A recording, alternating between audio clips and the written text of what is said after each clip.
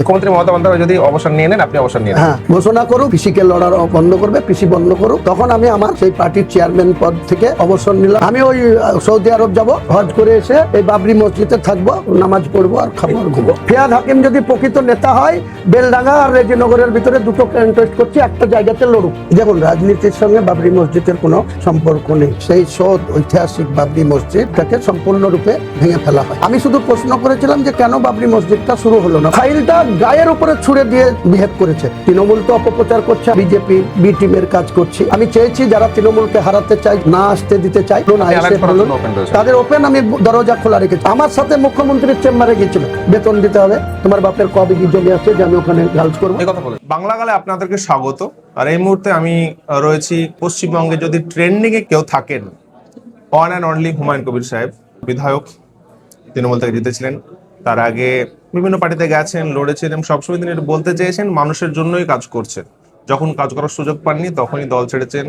এবং সব থেকে যদি আমরা তাকিয়ে দেখি গত 5-7 বছরের যে ইতিহাস, তাতে তিনি সবসময় দল বিরোধী মন্তব্য করেছেন, যেখানে মনে হয়েছে যে দল ঠিকঠাক কাজ করছে না বা দল ঠিকঠাক কাজ করতে দিচ্ছে না। তখন তারপরেও তিনি গত 2 মাসের মধ্যে যে ট্রেন্ডিং এ এসছেন, তার একটা বড় কারণ হচ্ছে বাবরি মসজিদ। তিনি বেলডাঙ্গায় বাবরি মসজিদ করার ঘোষণা দিয়েছেন। সেখানে কয়েক লাখ লাখ লাখ লোক তারা এসে জড়ো হয়েছে সেই বাবরি মসজিদের উদ্বোধনী অনুষ্ঠানে বা শিলান্যাসে বা ভিত্তিপ্রস্তরে। এবং তারপর থেকে তিনি ঘোষণা দিয়েছেন একটি জেইউপি নামে একটা পার্টির, পলিটিক্যাল পার্টি, যে পার্টি আমরা জানি আর কিছুদিন পরেই পশ্চিমবঙ্গে ইলেকশন, এবং সেই ইলেকশনের দামামা বাজতে বাজতেই হুমায়ুন কবিরের নতুন পার্টির আগমনে কিন্তু রাজনীতির খেলা পুরো উল্টে দিয়েছে। এবার মানুষ যদি নতুন রাজনৈতিক দল করে তাহলে প্রশ্ন থাকবেই, এবং সেই প্রশ্ন অনেকে এসছে, অনেক প্রশ্ন রয়েছে, এবং সেই প্রশ্ন নিয়ে আজকে আমরা উপস্থিত হয়েছি বেলডাঙ্গাতে। এত ব্যস্ততার মধ্যে থেকেও তিনি আমাদেরকে সময় দিয়েছেন, সেজন্য ধন্যবাদ আপনাকে। বাংলা কালে স্বাগত। আপনাদেরও স্বাগত জানাই, গোটা বাংলার মানুষকে স্বাগত জানাই নতুন ইয়ারে। প্রশ্ন হচ্ছে পুরো পশ্চিমবঙ্গের জনজাতির এবং মানুষের মনের কথা হচ্ছে যে আপনি আজকে মুসলিমদের অবিসংবিধিত নেতা, বাবরি মসজিদ করার ঘোষণা দিয়েছেন। প্রথম জানতে চাইবো, যেটা মানুষের মনের কথা প্রশ্ন, সেটা হচ্ছে বাবরি মসজিদের মাধ্যমে কি আপনি ইসলামের কাজ করতে চাইছেন নাকি রাজনীতি করতে চাইছেন? দেখুন, রাজনীতির সঙ্গে বাবরি মসজিদের কোনো সম্পর্ক নেই। কারণ বাবরি মসজিদ একটা ইসলামিক প্রতিষ্ঠান।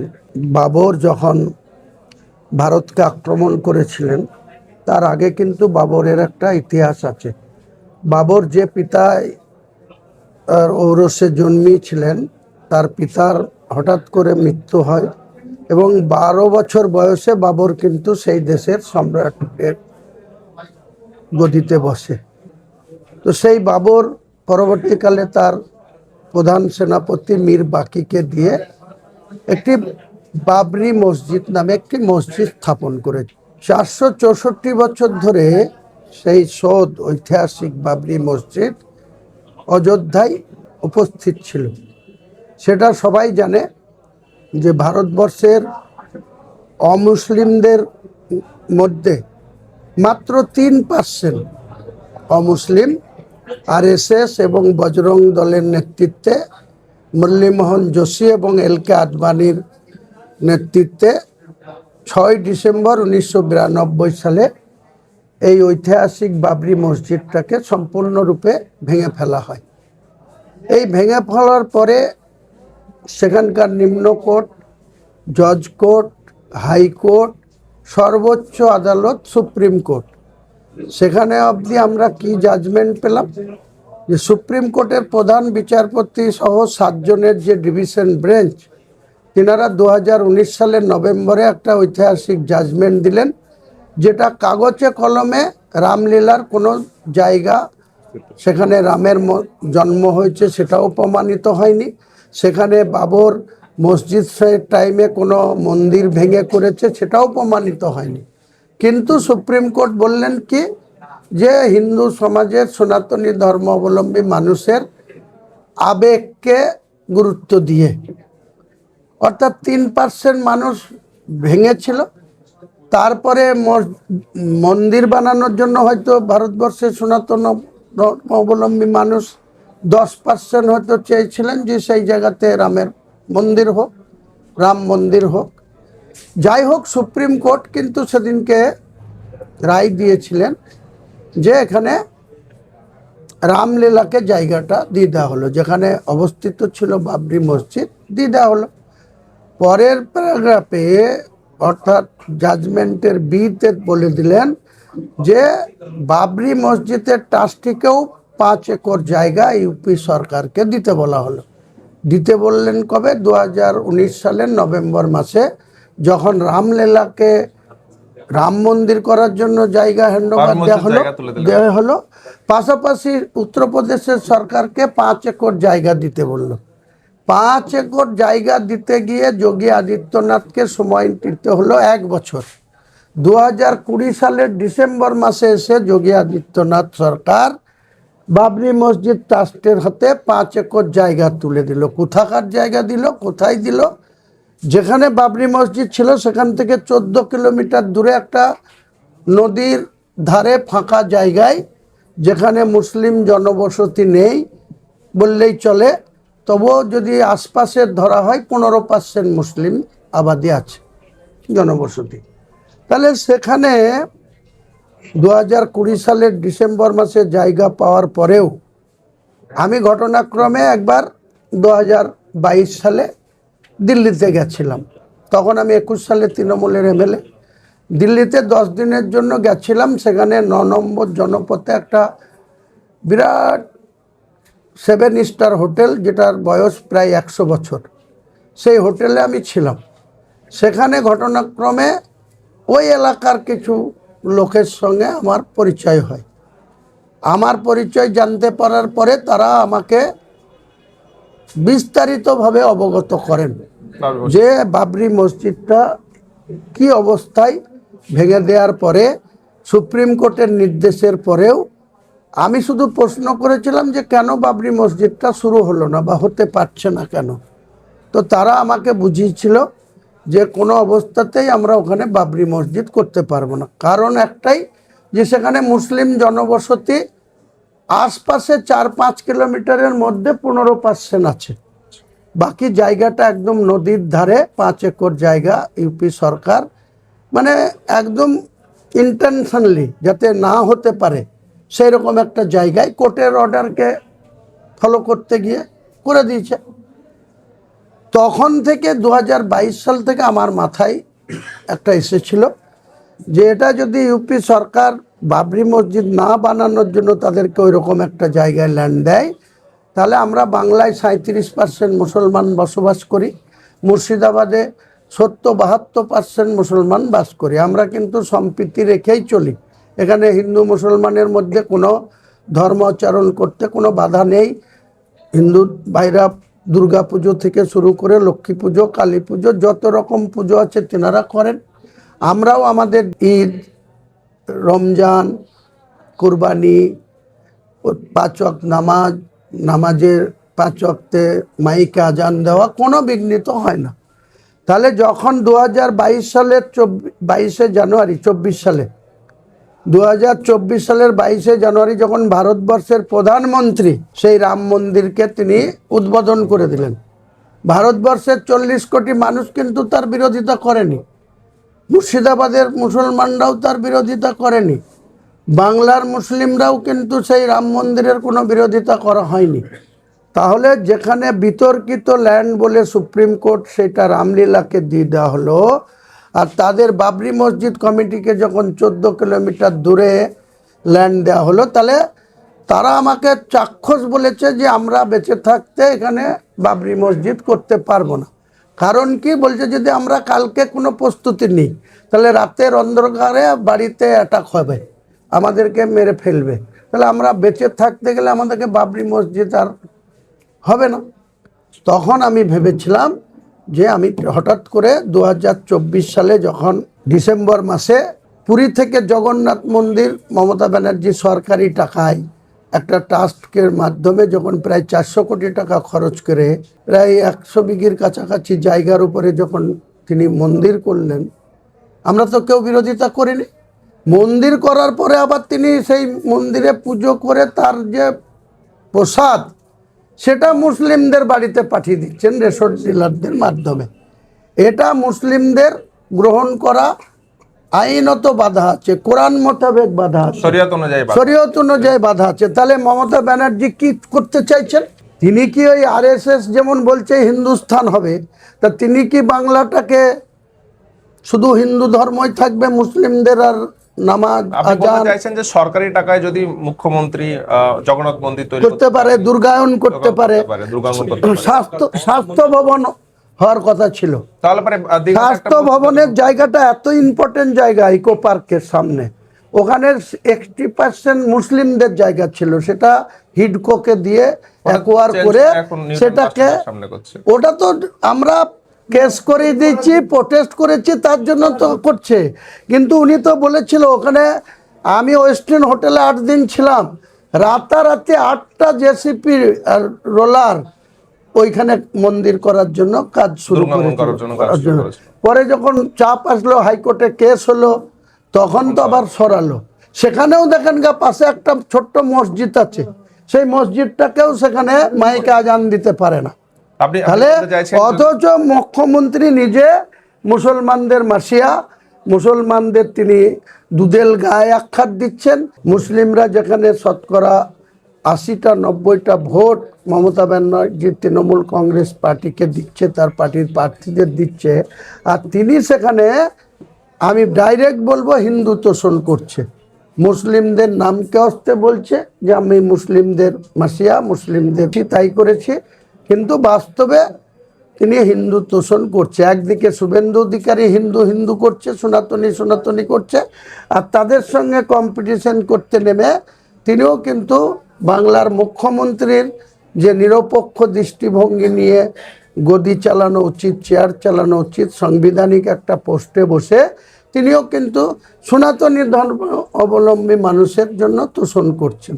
তাই বাধ্য হয়ে আমাকে আপনি নতুন বলতে দল চাইছেন করতে মুখ্যমন্ত্রী হচ্ছে। যেহেতু হিন্দুত্ববাদের কাজ করছে, সেজন্য আপনি আলাদা করে নিশ্চয়ই, নিয়ে কাজ করছেন। কারণ মুসলমানের ভোট নিয়ে তিনি হিন্দু তোষণ লোকজনের করবেন। প্রশ্ন হচ্ছে যে আপনি যেহেতু একটা দীর্ঘ সময় থেকেছেন, মন্ত্রী হয়েছিলেন তৃণমূলে এবং তারপর বিধায়ক ছিলেন, বিভিন্ন পদে আপনি ছিলেন, তো আপনি মুসলিমদের জন্য কতটা কিছু করেছেন সেই সময় তৃণমূলে থেকে বা অন্যান্য দলে থাকা? কাজ তো করতেই দেয়নি, উনি তো ডাইরেক্ট বলেন, বিধানসভায় দাঁড়িয়ে বলেন, যারা আমার সয়ে আমাদের বিধায়কদের সিগনেচারে গভর্নরের কাছে তিনি দলনেত্রী হিসাবে, পরিষদীয় নেত্রী হিসেবে তিনি বাংলার মুখ্যমন্ত্রী শপথ নিয়েছেন।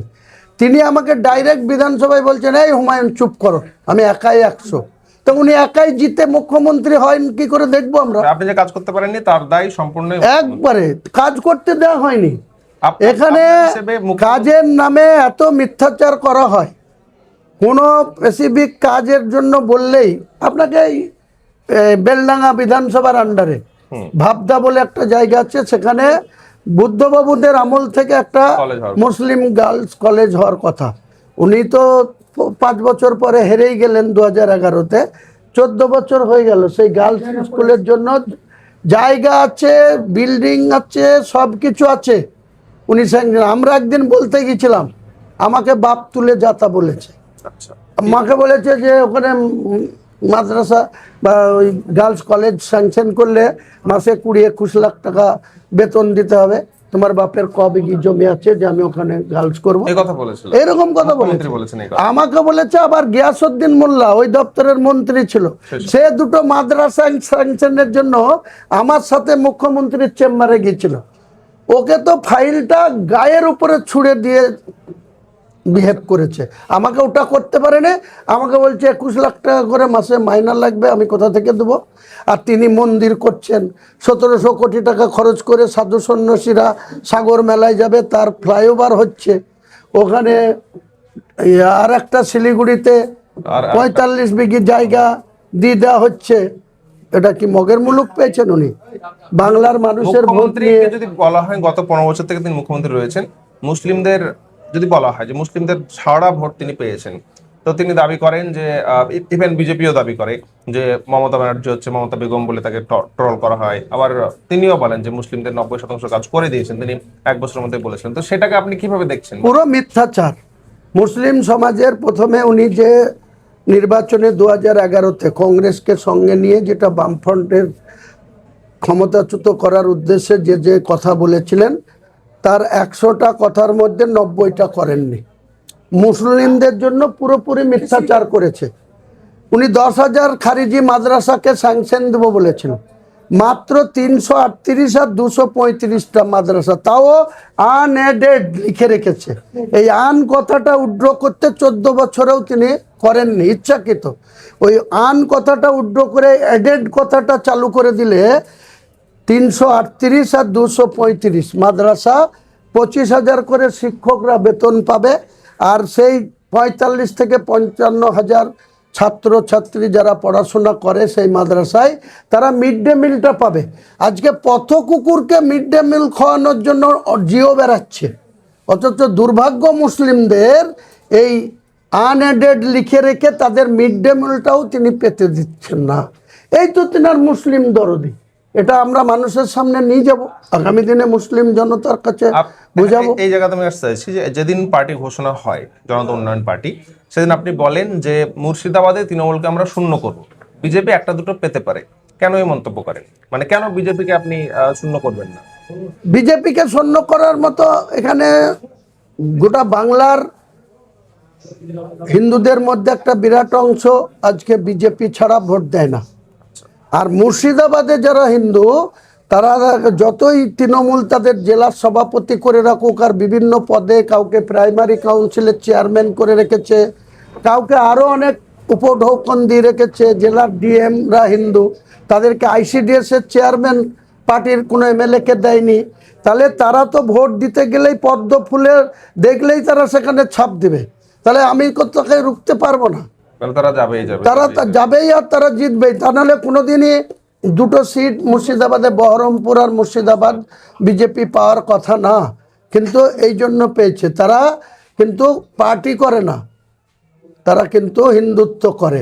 কাজেই হিন্দুদের যে 4টে বিধানসভা আছে মেজরিটি, 22টার ভিতরে 18টা মুসলিম মেজরিটি আর 4টে হিন্দু মেজরিটি, সেই 4টে জায়গায় হিন্দুরা শতকরা 60টা ভোট বিজেপিকে দেবে, বাকি 10টা ভোট এই তৃণমূলকে দেয়। অথচ তৃণমূলের সব সুবিধা ভোগ করছে এই হিন্দু নেতারা। তৃণমূলের মুখ্যমন্ত্রীর সব সুবিধা এই জেলায় ভোগ করছে হিন্দুরা। যে বুথে মুসলিমরা মারামারি করে 80%, 85% মানে পোল করে দেয়, আর হিন্দুদের বুথে যান 65 থেকে 70% পোল। আজকে যারা বিজেপিকে ভোট দেয় সেখানেও পাড়ায় সমাধানে 10 লাখ, আর যে মুসলমানরা লাঠালাঠি করে তাকে 88% ভোট পেয়ে দেয় সেখানেও পাড়ায় সমাধানে 10 লাখ। তাহলে ওনার কি দ্বিচারিতা, বিচার কি আছে? মানে যারা ওনাকে সাপোর্ট করেছেন তাদের পাশে উনি দাঁড়াননি না, কোনোদিনই দাঁড়ায়নি। এখানে পলিটিক্স করা রাজনৈতিক দল মানুষের অধিকার, ভারতীয় হিসেবে আপনার অধিকার রয়েছে অবশ্যই। আমরা যদি তাকিয়ে দেখি যে বিজেপি বিরোধী একটা হাওয়া, এবং 2021 সালে সেটা এনআরসির বদৌলতে এবং নো ভোট টু বিজেপির বদৌলতে ঝাড়া মানুষ, মানে তৃণমূল প্রচুর সিট পায় এবং বিজেপি হেরে যায়। তো আপনি যেহেতু অনেকগুলো সিট লড়বেন বলেছেন, কতগুলো সিট আপনি লড়বেন ঠিক করে? দেখুন, আমাকে নিয়ে অনেকে অনেক কথা বলছেন। তৃণমূল তো অপপ্রচার করছে আমি নাকি বিজেপির টাকায় পার্টি খুলেছি, বিজেপির মদত করছি, বিজেপির বি টিমের কাজ করছি। অ্যানালাইসিস হচ্ছে যে যদি আপনি ধরুন 100টা সিটে 80-90টা সিটে মুসলিম অনেকগুলো রয়েছে, ভোট রয়েছে, সেখানে আপনি কিছু মুসলিম ভোট টেনে নিলেন, কারণ আপনার ভোটটাই হচ্ছে রাজনৈতিক পলিটিক্সই হচ্ছে মুসলিমদের নিয়ে, মোস্টলি সবাই আছে যেখানে। আমি ভোট কাটার জন্য পার্টি খুলিনি।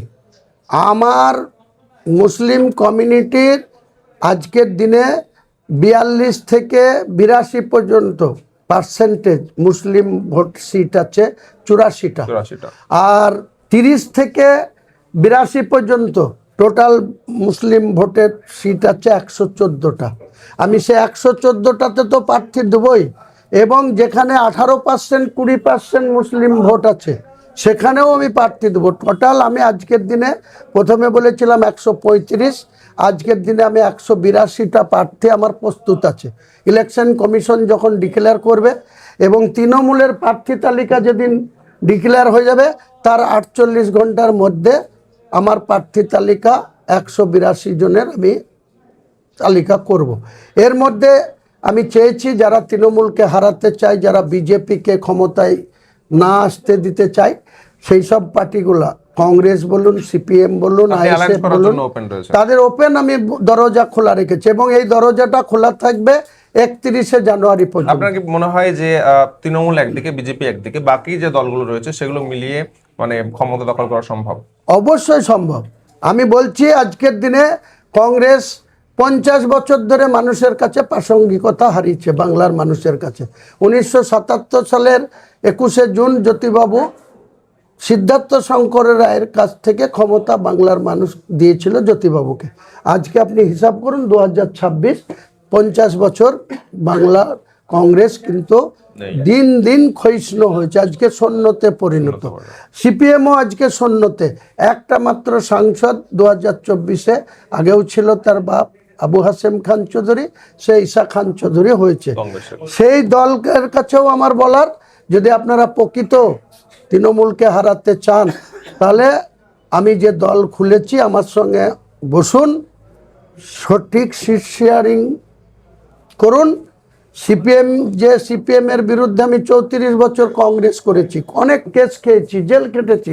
সেই সিপিএম এর নেতাদেরকেও ওপেন বলেছি যে আপনারা যদি তৃণমূলকে হারাতে চান, অত্যাচারী দুর্নীতিগ্রস্ত এই সরকারকে পরাস্ত করতে চান, তাহলে আমার সঙ্গে আসুন। আমি বলছি আসলে ভালো, না আসলে আমি 31শে জানুয়ারি পর্যন্ত আমার দরজা খোলা থাকবে। 1 ফেব্রুয়ারিতে ব্রিগেডে যদি তারা আসে তাহলে ব্রিগেডে থাকবে, আর যদি না আসে তাহলে আমি একাই 182 জন আমার দলেরই প্রার্থী আমি সময় মতো ঘোষণা করে দেবো এবং ব্রিগেড আমি করবই 1 ফেব্রুয়ারি। এরকম কি হবে, ধরুন আপনি ভোটে 30, 40, 50টা সিট জিতলেন, সেক্ষেত্রে হয়তো যে কোনো দল, ধরুন বিজেপি হতে পারে বা তৃণমূল হতে পারে, তারা আপনাকে বললো যে আপনি আসুন আমাদের সঙ্গে সরকার করুন, তখন আপনার সিদ্ধান্ত কি হবে? দেখুন, আমি সবার আগে ধর্মনিরপেক্ষ একটা দেশে বাস করি। মুসলিম ভাইরা অনেক উদার হয় এবং তারা অনেক ঈমান নিয়ে থাকতে চায়। যে রাজনৈতিক দল আমার কাছে সমর্থন চাইবে বা আমি কারো কাছে সমর্থন যদি নিই, তাহলে অবশ্যই আমরা ধর্মনিরপেক্ষ বিশ্বাসী এই ধরনের লোকের সঙ্গে আমরা চেষ্টা করব সরকারে অংশগ্রহণ করা বা সরকারকে সাপোর্ট দেওয়া বা নেওয়া, এটা অবশ্যই থাকবে। এই জায়গাতে কোনো কম্প্রোমাইজ হবে না। মানে পোস্ট পোল আপনি ওপেন টু অ্যালায়েন্স যে কোনো পার্টির সঙ্গে একদম করতে রাজি থাকবেন? করতেই পারি, কারণ আমরা যখন দেখব যে বাংলার মানুষ 90টা আজকে মুসলমান এমএলএ নিয়ে যদি আমরা বিধানসভায় যাই, অবশ্যই সিএম না হোক ডেপুটি সিএম চাইবো, ভালো ভালো দপ্তর চাইবো। আজকে যে মমতা ব্যানার্জি 7টা দপ্তরের মন্ত্রী করে রেখেছে, সব কটা তেজপাতা। তেজপাতা তরকারিতে দিলেও চলে, না দিলেও চলে, দিলে পরে একটু সেন্ট হয়, কিন্তু তেজপাতা কেউ আমরা খাই না, তুলে ফেলে দিয়ে তরকারিটা খাই। তাও এই যে গোলাম রব্বানি, এই যে সিদ্দিকুল্লাহ চৌধুরী, এই যে তাজমুল, এই যে সাবিনা ইয়াসমিন, তৃণমূলের যারা এমএলএ বা অন্যান্য পদে রয়েছে তাদের কাজ করার কোনো অধিকার নেই, কোনো পারেই না কাজ করতে। তারা আড়ালে আবডালে সব জায়গায়। আমি এই আমার বন্ধু লোক আকরুজ্জামান, একসঙ্গে ওর আব্বা হাবিবুর রহমান 4 বারের কংগ্রেসের এমএলএ ছিল। এখানে যেখানে বসে কথা বলছেন, এই বেলডাঙ্গাতে নুরুল ইসলাম চৌধুরী 1982 সাল থেকে 96 সাল পর্যন্ত এমএলএ ছিল। তাদের হাত দিয়ে আমরা রাজনীতি করেছি। এই আকরুকে আমি জানি, ও পেশায় অ্যাডভোকেট, ও প্রণববাবুরও খুব কাছের ছিল, আমরাও প্রণববাবুর খুব কাছের ছিলাম। তো একে আমি একটা, আমার মালদাতে একটা, আমার এখানে একটা খালাতো বোন, মানে হিন্দু ভাষায় মাস্তুতো বোন, তার বিয়ে হয়েছে মালদাতে। সে একজন অফিসার, সে এই দপ্তরের, মানে আমাদের বিদ্যুৎ দপ্তরের অফিসার, এসএম আছে, স্টেশন ম্যানেজার। তা সে আমার বোনটার উপরে এত অত্যাচার করে, 10 বছর একই জায়গায় পোস্টিং আছে। তো সে তার বৌদির সঙ্গে সম্পর্ক আছে। আমার বোনটার যা চেহারা আপনি দেখলে, এরকম মেয়েকে রেখে অন্য কোনো মেয়ের প্রতি কারো কোনো কিছু দৃষ্টি দেওয়া উচিত না, অথচ সেই ভগ্নিপতিটা পুরোপুরি এসএম, স্টেশন ম্যানেজারের চাকরি, একই জায়গায় 10 বছর পোস্টিং। আর আমার ওই বোনটার উপরে এত নির্যাতন করে, অত্যাচার করে। তার একটা ছেলে আছে, তার পড়াশোনার খরচাও ঠিকমতো দেয় না, আমাদের ওই বাড়ি থেকে দিতে হয়। তা আমি এই আকরুকে বলেছিলাম যে তুমি এটাকে একটু ট্রান্সফার করে মালদা থেকে উত্তর 24 পরগনা বা নদিয়া বা দক্ষিণ 24 পরগনায় ওকে ট্রান্সফার করে দাও, তাহলে অন্তত পক্ষে আমার বোনটার উপরে অত্যাচার একটু কম হবে। সে যেহেতু বৌদির সঙ্গে সম্পর্ক রেখে চলে, করে দিতে পারেনি। তারপরে অরূপ বিশ্বাসের কাছে গেছিলাম, লিখিতভাবে দিয়েছিলাম, আজ পর্যন্ত সেটাও করে দেয়নি। সেই পার্টি করতে হবে আমাকে, তাদের সঙ্গে আমাকে হাত মেলাতে হবে। সেবারই তো করেছেন করেছি, উপায় ছিল না। অনেক সময় মানুষের ইচ্ছা না থাকলেও অনেক কিছু বাধ্যতামূলক করতে হয়। বিজেপিতে কেন গেছিলেন? বিজেপিতে গেছিলাম এদের অত্যাচারে। আজকে যে বিধাননগরের পুলিশ কমিশনার মুকেশ কুমার, উনি এই জেলায় 2018 সালে এই যে লিডার অফ দ্য অপোজিশন, এখন তাকে মিটিং করতে গিয়ে মার খেতে হচ্ছে, তাকে 6 ঘন্টা অবস্থানে বসে থেকে এফআইআর করতে হচ্ছে। এই মমতা ব্যানার্জির ক্ষমতায় এই মুর্শিদাবাদ জেলায় লোকাল লোককে খোঁজলেন 2018 পঞ্চায়েত নির্বাচনে 26টা ব্লকের মধ্যে 23টা ব্লক ভোট লুট করে নিয়েছিল। বিজেপিকে, কংগ্রেসকে, সিপিএমকে কাউকে মনোনয়ন করতে দেয়নি। তখন তো আইএসএফ ছিল না, আইএসএফ তো 20-তে হলো। তাহলে বিরোধী কোনো লোকদের আমরা তখন আবার তৃণমূল ছেড়ে আবার কংগ্রেস এসেছিলাম, যেহেতু বহিষ্কার করেছিল। তো এই মুকেশ কুমার আর শুভেন্দু অধিকারী ভোট লুট করেছিল, মানুষের ভোটটাই দিতে হয়নি, মনোনয়নই করতে দেয়নি। তার প্রতিবাদ জানিয়ে বিজেপিতে গেছিলাম, সেখানে গিয়েও লেপড়া। তার আগে গিয়েছে মুকুল রায়, মমতা ব্যানার্জিকে মুখ্যমন্ত্রীতে বসিয়ে দিয়ে বলছে আমি পাপের প্রায়শ্চিত্ত করতে বিজেপিতে।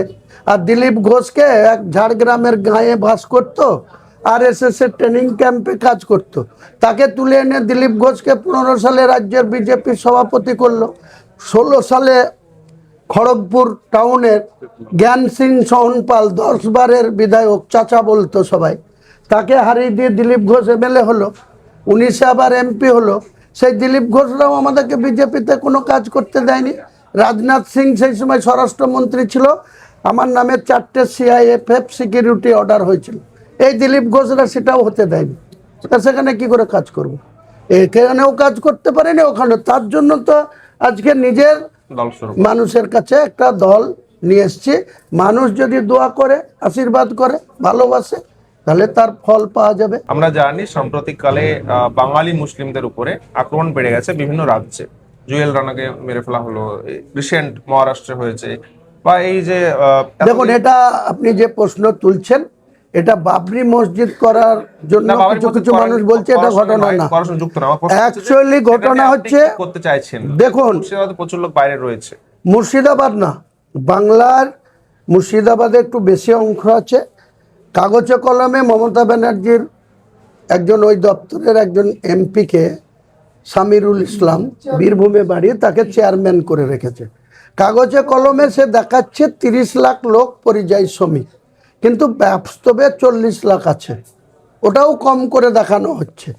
তো 40 লাখ লোক যদি বাংলা থেকে উড়িষ্যা বা কেরল বা গুজরাট বা দিল্লি বা হরিয়ানা কোনো জায়গায় কাজ করতে যায়, বাংলায় কতজন কাজ করছে?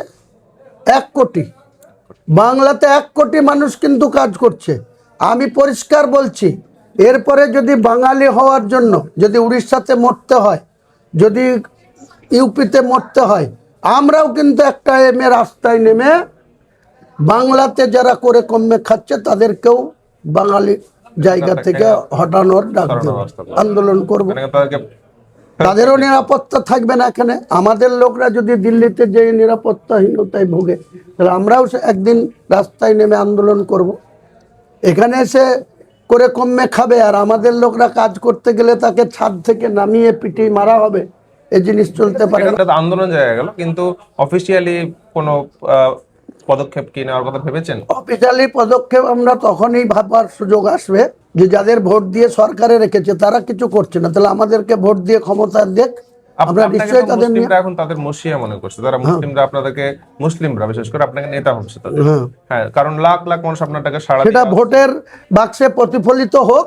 আমরা যখন সরকারে আসব তখন নিশ্চিতভাবে কোনো মুসলিমকে কেরলে যেতে হবে না, ওই উড়িষ্যায় যেতে হবে না, আমরা বাংলার মাটিতেই কর্মসংস্থানের ব্যবস্থা করব।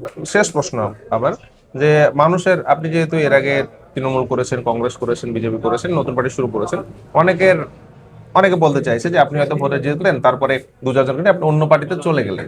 কোনো মতেই কোনো পার্টিতে যাওয়ার প্রশ্নই নেই।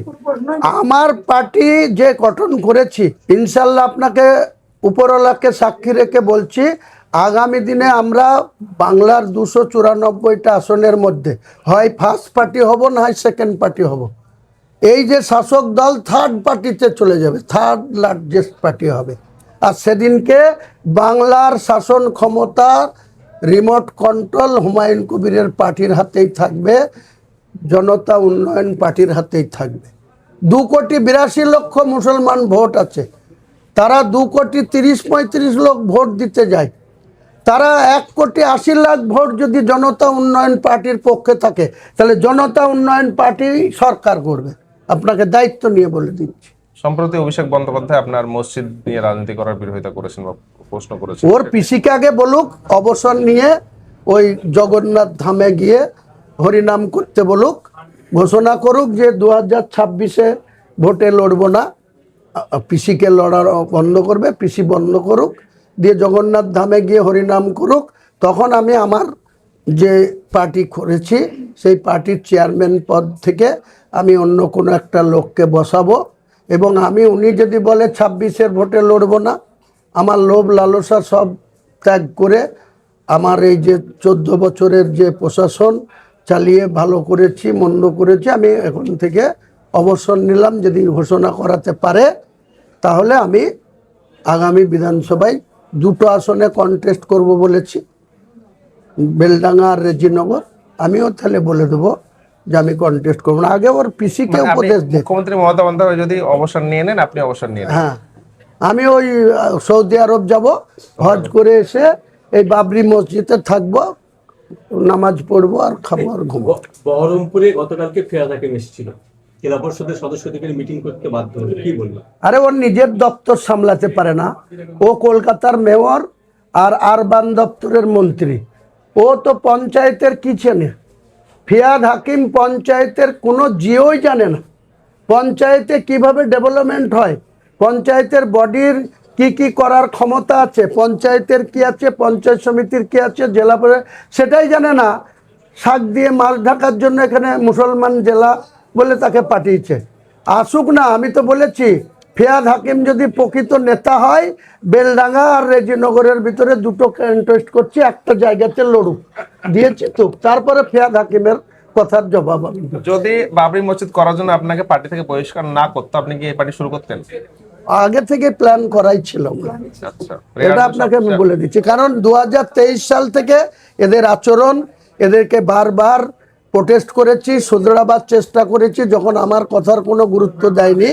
তাহলে হঠাৎ করে আপনি 4 তারিখে ডিসেম্বরে সাসপেন্ড হয়ে, রেকর্ড আছে ভারতবর্ষের রাজনীতিতে যে 12 দিন 14 দিনের মাথায় একটা পার্টি ডিক্লেয়ার করা।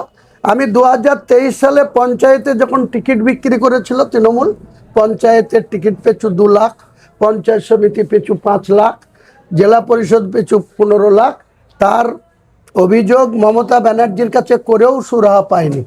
মলয় ঘটক এসে মধ্যস্থ করার পরেও সেই কথা রাখতে পারেনি।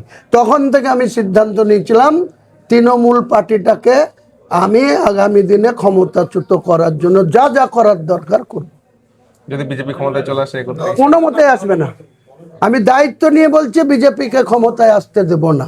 বিজেপি ক্ষমতায় আসবে না, আমরাই ক্ষমতায় আসবো, আমরাই ক্ষমতায় আসবো। ভোটাররা ঠিকঠাক করে ভোট দিবে, আমরাই ক্ষমতায় আসবো, দেখে নেবেন। আমরা এতক্ষণ কথা বলছিলাম জেইপি পার্টির চেয়ারম্যান হুমায়ুন কবিরের সঙ্গে। আমাদের সঙ্গে সময় দেওয়ার জন্য আপনাকে অনেক ধন্যবাদ। Thank you.